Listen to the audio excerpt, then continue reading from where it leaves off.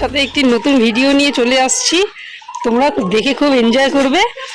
এখন তো চৈত্র মাস জানোই, সেজন্য দেল নামছে সব জায়গায় নীল পুজো, চড়ক পূজার জন্য।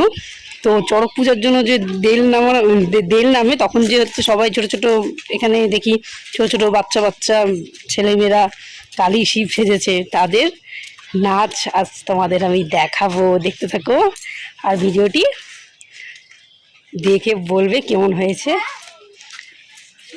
ভালো লাগলে ভিডিওটি লাইক শেয়ার কমেন্ট করতে ভুলবে না। যারা কোনো চ্যানেলটিকে সাবস্ক্রাইব করোনি, তাড়াতাড়ি করে সাবস্ক্রাইব করে নাও।